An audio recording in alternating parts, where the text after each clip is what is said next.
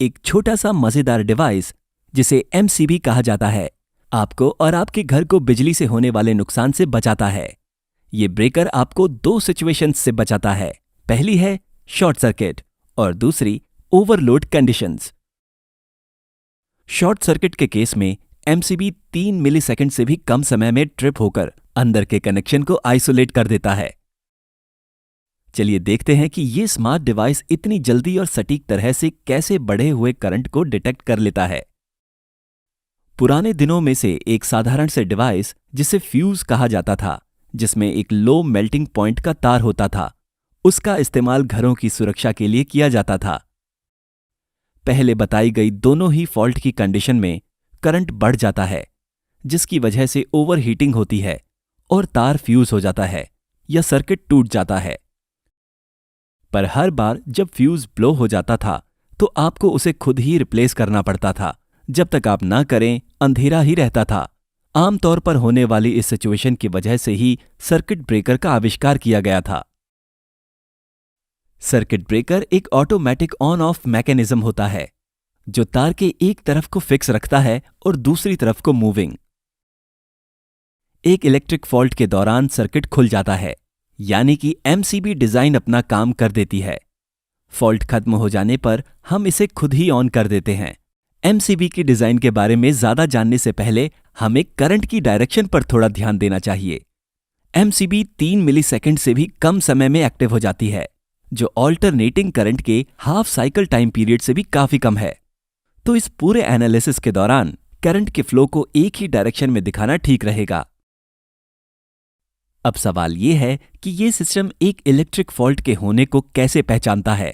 इसका जवाब यह है कि इसमें सेंसिंग एलिमेंट्स होते हैं जो ट्रिगरिंग मैकेनिज्म को एक्टिवेट करता है। आइए पहले देखते हैं कि हम एक तेज ट्रिगरिंग मैकेनिज्म को कैसे डिजाइन कर सकते हैं जो खुल जाता है। इसको हासिल करने का एक चालाक मैकेनिज्म यहां पर दिखाया गया है। इस मैकेनिज्म में एक लीवर होता है जिससे एक रेक्टेंगुलर रिंग जुड़ी होती है, जैसा यहां पर दिखाया गया है। रेक्टेंगुलर रिंग 2 स्प्रिंग और एक सेंट्रल लीवर से कनेक्टेड होती है, जैसा यहां पर दिखाया जा रहा है। इस पोजीशन में दोनों ही स्प्रिंग न्यूट्रल स्टेट में है। जब लीवर ऊपर की तरफ मूव करता है तो नीचे वाली स्प्रिंग कंप्रेस होती है और ऊपर वाली स्प्रिंग एक्सपैंड होती है। इन दोनों ही स्प्रिंग का फोर्स आखिरकार रेक्टेंगुलर रिंग के जरिए लिवर तक ट्रांसफर हो जाता है और ये फोर्स ऊपर की दिशा में होगा। जैसा कि आप देख सकते हैं, शुरुआत में रेक्टेंगुलर स्प्रिंग लीवर के सेंटर से एक नेगेटिव ऑफसेट पर है। रेक्टेंगुलर रिंग पर एक्ट करने वाले फोर्स द्वारा प्रोड्यूस किया हुआ टॉर्क क्लॉकवाइज दिशा में होगा। यदि आप लीवर को इस पोजीशन में रिलीज करते हैं तो ये क्लॉकवाइज टॉर्क लीवर को उसकी इनिशियल पोजीशन में वापस ले आएगा। पर अगर आप लीवर को और ऊपर उठाते हैं तो क्या आपने ऑफसेट डिस्टेंस के बारे में कुछ अजीब सा नोटिस किया? ये अचानक से पॉजिटिव हो जाता है। इसका मतलब यह है कि एक क्रिटिकल लिमिट के बाद जो टॉर्क है वो काउंटर क्लॉकवाइज दिशा में काम करने लगता है। जब एमसीबी ऑन होती है तो लीवर की पोजीशन ये होगी।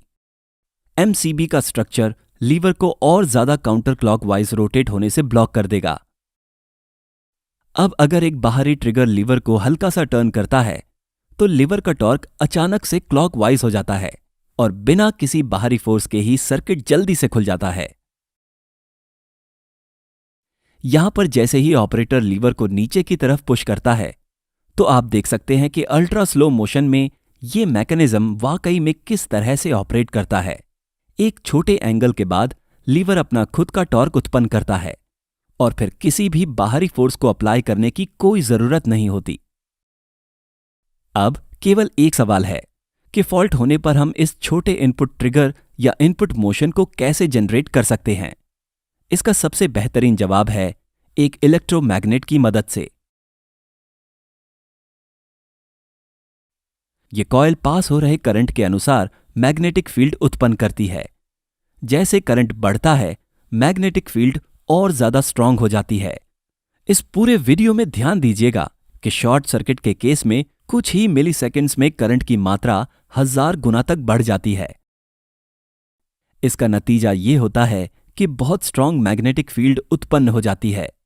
इस इलेक्ट्रोमैग्नेट के अंदर एक स्प्रिंग पर एक लोहे का सिलेंडर और एक पिन रखी जाती है जो सेंटर से थोड़ी सी ऑफसेट यानी हटी हुई होती है।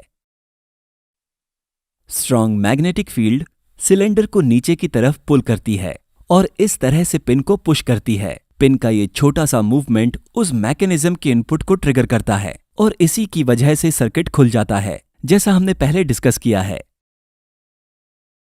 आप सोच रहे होंगे साधारण करंट फ्लो होने पर यह सिलेंडर नीचे की तरफ अट्रैक्ट क्यों नहीं होता। ऐसा इसलिए क्योंकि साधारण करंट फ्लो में फोर्स इतना ज्यादा नहीं होता है कि स्प्रिंग के टेंशन को ओवरकम कर पाए, जबकि शॉर्ट सर्किट के दौरान करंट साधारण करंट के मुकाबले 10 से 100 गुना बढ़ जाता है और ये फोर्स इतना ज्यादा हो जाता है कि सर्किट ही ट्रिप हो जाता है। दोस्तों, इस फॉल्ट का खतरा अभी खत्म नहीं हुआ है। जैसे ही कॉन्टैक्ट्स खोले जाते हैं, करंट का बहना रुकता ही नहीं है। फॉल्ट करंट की वैल्यू काफी ज्यादा होती है और इसके कारण एयर डिस्चार्ज हो सकता है, जिसका मतलब यह है कि करंट हवा के जरिए भी फ्लो हो सकता है। ये देखने में तो बहुत ही शानदार है, पर बहुत खतरनाक आर्क है। इस आर्क को बुझाने के लिए एक कंपोनेंट का इस्तेमाल किया जाता है, जिसे आर्क रनर या आर्क शूट कहा जाता है। आर्क शूट पैरेलल प्लेट्स का अरेंजमेंट होता है, जिन्हें छोटे इंटरवल्स पर अरेंज किया जाता है। जैसे ही कॉन्टैक्ट्स अलग होते हैं, ये हैवी फॉल्ट करंट जो एक आर्क की तरह बह रहा होता है, टेम्परेचर को बहुत ज्यादा बढ़ा देता है, जिससे नुकसान हो सकता है। इसलिए इस आर्क को खत्म करना जरूरी है। रेजिस्टेंस लंबाई बढ़ाने से बढ़ता है और एरिया से कम होता है। यहां पर हमें हवा के जरिए पास होने वाले करंट की बढ़ी हुई रेजिस्टेंस की जरूरत है, जिसकी वजह से सर्किट खोलने के बाद कॉन्टैक्ट पॉइंट्स के बीच की दूरी को ज्यादा रखा जाता है। क्योंकि हवा गर्म होती है, ये आर्क ऊपर की तरफ उठ जाता है। बाद में इस आर्क को छोटे हिस्सों में डिवाइड कर दिया जाता है ताकि उसका एरिया कम हो जाए। बढ़ी हुई रेजिस्टेंस के साथ जीरो करंट हो जाने पर आर्क खत्म हो जाता है। अब देखते हैं कि एमसीबी दूसरे प्रकार के फॉल्ट, एक ओवरलोड कंडीशन को कैसे रोकता है। ओवरलोड तब होता है जब आप एक साथ ही कई सारे अप्लायंसेस को इस्तेमाल करें। क्योंकि ये सारे अप्लायंसेस हमारे घरों में पैरेलल में कनेक्ट होते हैं, ऐसे सिनेरियो में भी करंट बढ़ जाता है। ये भी एक खतरनाक सिनेरियो है जिससे हमें बचना चाहिए। एक शॉर्ट सर्किट के दौरान करंट 10 से 100 गुना बढ़ जाता है, पर एक ओवरलोड में ये केवल 2 से 5 गुना बढ़ता है। आपको ऐसा लग रहा होगा कि कम ऑपरेटिंग रेटिंग वाले एक अलग इलेक्ट्रोमैग्नेट के इस्तेमाल से इस इशू को सुलझाया जा सकता है, पर ऐसा नहीं होगा। चलिए देखते हैं क्यों। ओवरलोड कंडीशन में इस नई कॉइल के साथ समस्या ये है कि अगर आप केवल एक दूसरे इलेक्ट्रिकल अप्लायंस को चालू कर दें, तब भी ये एक्टिव हो जाएगा। एग्जाम्पल के लिए, फ्लोरोसेंट ट्यूब में स्टार्टअप के दौरान एक इन रश करंट होता है जो लगभग 10 मिलीसेकंड के लिए रहता है और फिर नॉर्मल हो जाता है। इसलिए एक लो रेटेड इलेक्ट्रोमैग्नेट का इस्तेमाल इलेक्ट्रिकल अप्लायंस शुरू करने पर ही बिना वजह ही ब्रेकर को ट्रिप कर देगा। ओवरलोड कंडीशन को सुलझाने के लिए एक बेहतरीन चॉइस है बाईमेटेलिक स्ट्रिप। ये सेंसर थोड़ा धीमा है और इनरश करंट को ऑफसेट करता है, क्योंकि ये केवल 10 मिलीसेकंड के लिए ही रहता है। पर अगर ओवरलोड करंट 2 सेकंड या इससे ज्यादा के लिए रहता है, तो ये एमसीबी को ट्रिप कर देता है। बाईमेटेलिक स्ट्रिप में जैसे ही करंट बढ़ता है, गर्माहट की वजह से ये थोड़ी सी बेंड होने लगती है। ये घटना सी शेप्ड लीवर को और फिर मुख्य लीवर को नीचे की तरफ पुश करती है और वो फिर कॉन्टैक्ट्स को खोल देते हैं। इस स्क्रू की मदद से उस करंट वैल्यू को बदला जा सकता है जिस पर बाईमेटेलिक स्ट्रिप को ऑपरेट करना चाहिए, पर इसे केवल मैन्युफैक्चरर ही एडजस्ट करते हैं। हमें उम्मीद है कि अब आपको एक मिनिएचर ब्रेकर के बारे में अच्छी तरह से समझ आ गया है। इस सटीक डिजाइन वाले डिवाइस के साथ आप बिजली के कारण होने वाले खतरों से सुरक्षित हैं।